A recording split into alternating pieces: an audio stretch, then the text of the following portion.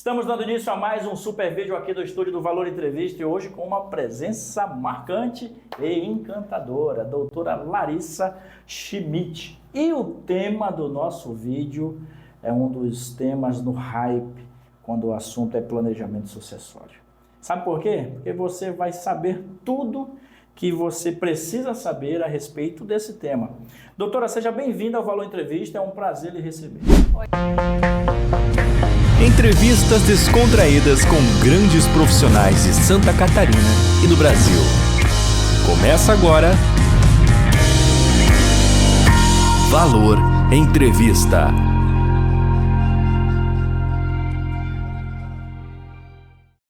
Oi, Alan, tudo bem? Prazer te ver novamente. Obrigada pelo convite. Estou muito feliz de estar aqui com você e com vocês hoje, podendo falar desse tema que cada vez tem mais recorrência, mais pessoas nos procurando, e eu fico bem feliz, porque essas pessoas estão interessadas nesse tema é porque estão se planejando. Exatamente. E como você sabe, o nosso papel aqui no Valor Entrevista é trazer informação e informação de qualidade com profissionais competentes e que sabem o que estão fazendo, e não é diferente como é o caso da doutora Larissa e também da doutora Helena e toda essa equipe que elas têm aí lá no escritório. O que é o planejamento sucessório? Já para a gente dar um start bem legal aqui no nosso vídeo. Alan, o planejamento sucessório, ele é composto de vários métodos várias opções que a gente tem para planejar efetivamente o que a pessoa quer com os bens que ela tem em vida, né? Então, a maioria das pessoas que a gente recebe lá no escritório perguntando sobre planejamento sucessório tem casa, tem terreno, tem imóveis, tem um conjunto de bens e elas estão preocupadas com o que vai acontecer com esse conjunto de bens depois que elas não estiverem mais aqui. Tem os filhos, tem a esposa, a gente sabe da alta carga tributária que tem no país e essas pessoas que nos procuram estão preocupadas na perpetuidade desse patrimônio e também com a incidência do imposto depois que elas não estiverem mais aqui. O planejamento sucessório ele serve para organizar e planejar a deixada de bens depois que a pessoa se for. Isso é a informação básica, porque nesse tema também tem uma série de outras implicações. Então, para você que quer aprofundar mais sobre esse assunto, eu aconselho aí no Instagram também da doutora Larissa, porque lá também tem muitas informações importantes. Antes da gente seguir aqui para a nossa próxima pergunta, eu quero te fazer uma pergunta importante também, que é o seguinte: de onde veio essa paixão pela advocacia? Eu acho que eu nunca tive outra opção. Eu não me identificava muito com outras áreas, especialmente outras matérias, assim. Eu nunca gostei muito de ler também, o que é engraçado, né? Porque as pessoas que estudam direito, elas são aficionadas pela leitura. Mas não era o meu caso. Sabe uma coisa que eu gostava muito? De equilibrar conflitos. Então, eu acho que a minha mediadora. Eu acho que o meu direcionamento para a área do direito sempre foi em função dessa mediação, dessa tentativa de chegar num bem comum para as partes. Atualmente, eu atuo muito pouco dentro de processos judiciais, onde há litígio. O que combina com o que eu venho te falando. Eu trabalho mais na área de contratos e na área do planejamento sucessório, que é uma área extrajudicial, onde a gente consegue, de fato, entender o que as partes querem através de um contrato, através de um planejamento sucessório e fazer um documento estipulando essa vontade e formalizando. Tá feliz na profissão? Estamos muito felizes, tanto eu quanto a doutora Helena. Esse ano vamos para 11 anos de escritório. Pois é, 11 anos. Né? E a gente já consegue colher muitos frutos que a gente plantou lá atrás. E isso traz uma enorme satisfação. Clientes, sabe que lá no comecinho a gente pensava, nossa, gostaríamos muito de trabalhar com essas pessoas. A gente vê que são pessoas comprometidas e dedicadas no ramo empresarial. E hoje a gente tem a satisfação de tê-los como cliente. Então, de fato, é um motivo de vitória e de felicidade pra gente. Perfeito. Pessoal, a gente está conversando com a doutora Larissa, advogada. Ela atua aqui na cidade de Gaspar e nós estamos falando sobre planejamento sucessório. Uma outra coisa que eu quero te perguntar agora é o seguinte: para quem o planejamento sucessório é indicado? Engraçada essa tua pergunta, porque as pessoas acham que só quem tem muito dinheiro ou muito patrimônio precisa fazer um planejamento sucessório. Mas a verdade é que não é bem assim. O planejamento sucessório, ele serve para todas as pessoas que estão preocupadas no que vai acontecer com o seu patrimônio depois da sua partida. Então, eu digo que só vale o planejamento sucessório para quem é preocupado e organizado. São essas pessoas que nos procuram tentando entender um pouco mais sobre as ferramentas disponíveis, objetivando de fato não esperar a causa morte, né? Mas sim, em vida a gente consegue organizar isso e o que é muito importante a gente consegue fazer a vontade da pessoa prevalecer. Depois que a pessoa se foi, não tem o que fazer, né? Exato. Mas em vida a gente consegue organizar de acordo com a vontade daquela pessoa. Entendi. Lembrei até de uma frase, né, que é muito importante, que é o seguinte: pai rico, filho nobre e neto pobre. Se não cuidar com o planejamento sucessório, se não der as diretrizes necessárias para onde esse patrimônio vai, fica mais delicada a situação para o futuro. Agora, falando de como funciona o planejamento sucessório e quais são as fases, para quem está assistindo a gente aqui no Valor Entrevista. Alan, vamos lá. As pessoas às vezes chegam e falam assim: doutora, quero fazer uma holding. Aí eu, calma. Vão alguns passinhos para trás. O ideal é a gente sentar e entender algumas questões. Primeiro, qual que é a estrutura familiar? A família é composta de quem? Quantos membros? Tem filhos? São todos filhos do mesmo casamento? Tem filhos de fora? Existe uma esposa? Quem são os membros dessa família? Segundo, o que eu falei na pergunta anterior, o que a pessoa quer? Porque a gente está objetivando fazer a vontade da pessoa que está me procurando. Então, qual que é o objetivo disso? Por que a pessoa está querendo fazer um planejamento e qual é a vontade que a gente precisa alcançar? Feita essa entrevista preliminar, a gente conversa, coloca tudo isso num documento, a gente vai para as estratégias. Eu vou apresentar quais são os planos que a gente tem. Sim. E dentre esses planos, a gente tem de fato a holding familiar, a gente tem uma doação com reserva de usufruto, a gente tem um testamento, seguro de vida, tudo depende do objetivo da pessoa, né? Feito isso, entendido qual que é a solução, e às vezes ela não é uma solução, às vezes a gente tem mais de uma. A gente pode fazer tanto um testamento quanto uma doação. Então, passada essa fase, passamos para a fase final, que é, de fato, executar o serviço, né? Ou fazer a criação da holding, ou fazer o testamento e entender se a gente precisa de aliados ou não. Por exemplo, a holding familiar é um instituto que a gente sempre vai atuar em conjunto com uma contabilidade. Sim. Precisamos desse apoio dos contadores para que a gente consiga dar seguimento, porque ela é uma empresa. Então, de acordo com a estratégia adotada, a gente vai entender quem são os nossos parceiros para atuar nisso, para executar o serviço que a gente entendeu adequado. Pois é, e esse suporte todo vocês oferecem?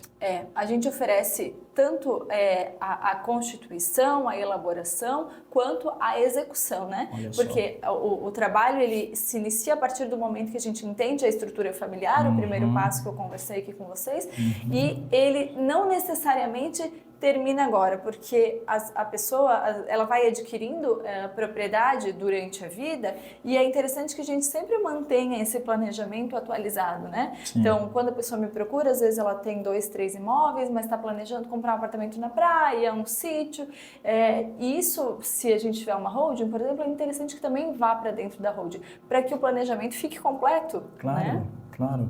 Pessoal, a gente está conversando com a doutora Larissa Schmidt, ela que é advogada aqui na cidade de Gaspar, com o escritório que está indo aí para os seus 11 anos de história, muito trabalho, tem uma parceria importante com a doutora Helena também, e claro que o tema do nosso vídeo não poderia ser outro. O momento é para isso, planejamento sucessório, e a gente vai agora para o nosso segundo bloco, porque tem estratégias e também os benefícios de você colocar tudo isso dentro de um planejamento que é importante para você e para sua família. Tá gostando do papo? Tá ótimo. Tá legal? E para você que está aí do outro lado, como vocês sabem, trazemos aqui profissionais de altíssima competência para esclarecer informações importantes para que você tenha tudo aí na palma da sua mão. Não saia daí, já voltamos.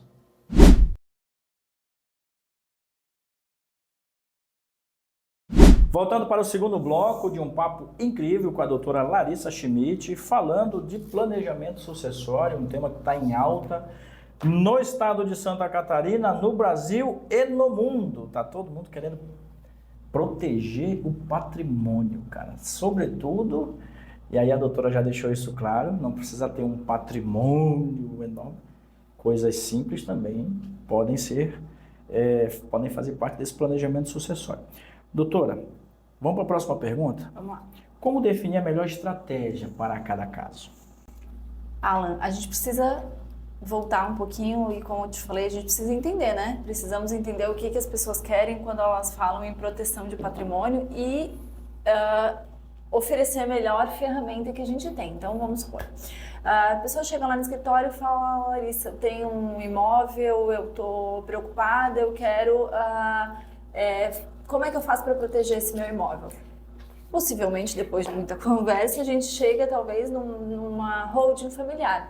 A holding familiar é uma ótima estratégia para proteção de patrimônio e eu já deixo desde claro que não há blindagem de patrimônio. Às vezes as pessoas vendem como blindagem, isso não existe. Não tem Eu como já ouvi blindar. isso aí, não tem? Não existe, Alan, porque assim, eu brinco que não tem jeito certo de fazer a coisa errada, entendeu?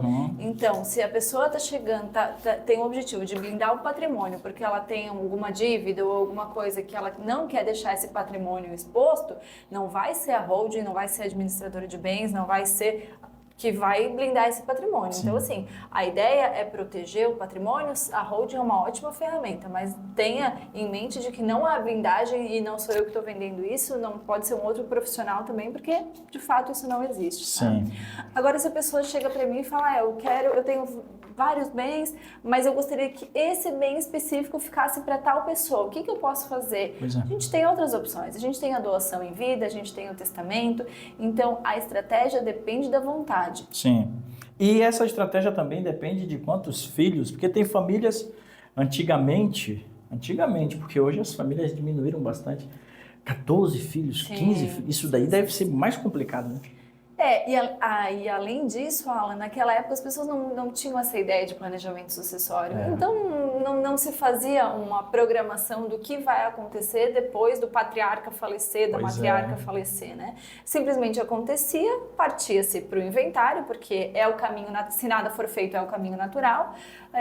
E às vezes havia litígio, aí as coisas demoram, o inventário tem que ser judicial. Tem processos de inventário, se duvidar, mais antigos do que eu tramitando lá no fórum, né? Para que a gente ter que partir para esse ponto se a gente consegue evitar antes? Então, naquela época de 11, 12, 13 filhas, as pessoas, além de não pensar no planejamento sucessório, acabavam onerando e demorando muito mais. Por isso que tem gente que a gente fala de inventário e se arrepia, né? Mas eu entendo, é uma cultura antiga. Tem outros métodos hoje em dia. Perfeito. Pessoal, a doutora Larissa Schmidt, exclusivo aqui no Valor Entrevista, conversando com a gente a respeito de planejamento sucessório. E agora, eu quero te perguntar o seguinte: o que é ITCMD e como ele impacta o planejamento sucessório? Alan, o ITCMD ele é um imposto que incide sobre causa-mortes e doação. Esse imposto, ele é um imposto estadual e ele tem a sua alíquota variável, de acordo com cada estado, né? Então, em caso de falecimento da pessoa, os bens deixados, eles passam por inventário, se nada for feito antes, e incide o ITCMD. Quando a gente faz, por exemplo, uma doação em vida, também incide o ITCMD, tá, Larissa? Então, qual que é a diferença, se é o mesmo imposto? Sim. A diferença é a causa. Tem a causa morte e a causa doação. E só nessa diferença a gente já consegue aplicar um valor diferente e aí existe uma economia. Quando a gente fala de uma holding, na criação de uma holding, a gente não faz a doação do imóvel para a holding. A gente integraliza isso de uma outra forma dentro da empresa. E ali é a grande economia que a gente fala no planejamento sucessório e na constituição de uma empresa familiar. Porque não vai ter a incidência do ITCMD. Entendi. Para você que está nos acompanhando, a gente vai agora para a próxima pergunta. Você falou sobre doação de bens em vida. Como é que funciona a reserva de usufruto? Alan, tem pessoas que querem doar até o seu patrimônio, mas eles ficam preocupados: meu Deus, mas eu vou doar tudo em vida, não vai sobrar nada para mim. Se somem, se começam a vender o meu patrimônio, né? Tem isso, né? A reserva de usufruto permite com que a pessoa que está doando o patrimônio, ela possa continue na administração, continue usando e usufruindo desse bem, ela troca a propriedade, através da doação, ela entrega a propriedade para quem ela está doando, mas continua com o poder dela a administração e o uso desse patrimônio. Sim. Informações importantes e, lógico, a gente vai para a nossa próxima pergunta. Como o planejamento protege o patrimônio contra problemas futuros? Alan, depois que a pessoa vem a faltar, nem sempre a família se entende tão bem quanto se entendia com aquele membro presente em vida, né? Às vezes acontecem mais conflitos familiares, às vezes a vontade das pessoas são diferentes. Então, o planejamento sucessório em vida, ele é interessantíssimo para que a vontade seja preservada, né? A pessoa está em vida, ela tem um patrimônio, ela conversa com os herdeiros, eles decidem como que isso vai acontecer em conjunto, evita conflitos familiares, evita brigas familiares lá no futuro, além do que é o objetivo da maior procura dentro do escritório, que é a economia dos impostos. Exatamente. Pessoal, nós estamos conversando com a doutora Larissa e agora vem a próxima pergunta. Qual é a importância de um acordo de sócios em empresa familiar? Quando a gente constitui uma holding familiar, e eu vou usar esse exemplo, mas talvez isso que eu vou falar sirva para outras empresas familiares também.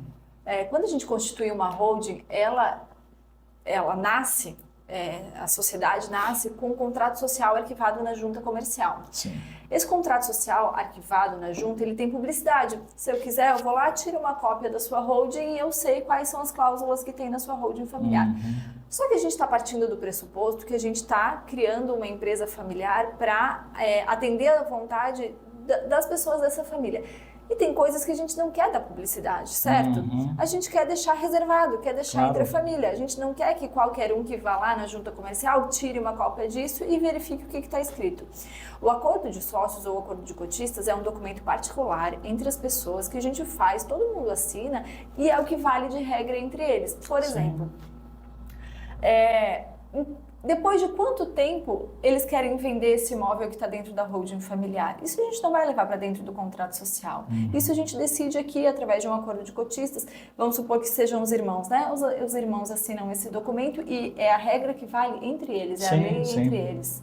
Sim. É dessa forma que a gente faz o acordo de cotistas e ele é muito recomendado para evitar conflitos dentro de empresas familiares. Falando de sócios, como foi que você tomou a ideia de fazer a sociedade com a doutora Helena? Foi usando essas estratégias todas aqui? Naquela época eu não tinha tanto conhecimento sobre as empresas, mas a nossa sociedade, de fato, ela é muito vitoriosa e muito feliz. Nós unimos especialidades diferentes. Eu atuo na área do direito empresarial, a doutora Helena atua na área do direito do trabalho e nos conhecemos, somos de Gaspar, então nos conhecemos desde sempre, as duas, e há quase 11 anos atrás, quando decidimos abrir o escritório, a gente parou e pensou, a gente sabia que a gente queria trabalhar com empresas, né? Então quais são as áreas que mais demandam dentro da empresa? Sim. A gente sabe que o trabalhista sempre tem uma dorzinha de cabeça. Foi onde a doutora Helena, então, se especializou nessa área e depois disso crescemos, hoje temos dentro do escritório várias outras especialidades. Tô vendo aqui, né, pelo Instagram, tem aqui para você que está nos acompanhando, é só seguir ali, tem... Tá todo mundo aqui nessa equipe? A gente precisa renovar essas fotos, tem gente nova lá no nosso escritório. Sim, mas Maria Eduarda tá lá? Bom, a doutora Maria Eduarda é especialista em LGPD e atua também na área do direito do consumidor. Hoje a gente tem a doutora Bruna, que atua no direito imobiliário, a doutora Yara, que atua na área de cobranças e execuções, temos o Thiago, que é responsável pela controladoria do escritório, e temos a Yasmin também nos ajudando nas tarefas administrativas. Você vê, é um escritório completo, hein, cara? Atuamos em muitas áreas para tentar oferecer um melhor serviço para o nosso cliente. Com certeza, e atua no Brasil inteiro, né? Sim, inclusive a gente tem alguns clientes que têm ações espalhadas no Brasil inteiro e estamos por lá também. Então, havendo busca de qualquer assunto jurídico no Brasil, a gente atende online, mas conseguimos oferecer esse serviço. Perfeito. Para a gente finalizar o nosso papo com a doutora Larissa, qual a maior vantagem do planejamento sucessório? Eu acho que a tranquilidade. É a tranquilidade e a economia que pode ser gerada através do planejamento sucessório e a tranquilidade de saber que a vontade de quem está deixando esse patrimônio, esse legado vai ser respeitada e não precisar se preocupar com o que vai acontecer depois do evento morte, porque é a única coisa que temos certeza nessa vida, né? Perfeito. Então, é isso aí. Doutora, muito obrigado. Eu quero aproveitar e te perguntar se tem alguma outra dica que você pode deixar para quem está nos assistindo agora. Alan, eu acho que a principal dica é não espere. Não espere, porque o planejamento sucessório ele é um evento que a gente pode fazer com calma e tranquilidade. Quanto antes a gente começar, antes a gente consegue se organizar. E como a gente conversou um pouquinho lá atrás, ele serve para todo mundo que tem algum bem ou patrimônio para ser deixado. Perfeito. Gente, este foi mais um super vídeo aqui no Estúdio do Valor Entrevista. Doutora, muito obrigado pela sua presença, por esclarecer sobre esse tema tão importante que é o planejamento sucessório. Eu vou estender o convite para a doutora Helena para estar conosco o quanto antes, para a gente falar de outros temas também que vocês abordam lá no escritório de vocês. Eu agradeço de coração a presença. E você que está aí do outro lado, muito obrigado pela sua audiência. Como vocês sabem, contamos histórias reais e inspiradoras, trazemos informações importantes com profissionais qualificados aqui no Estúdio do Valor Entrevista.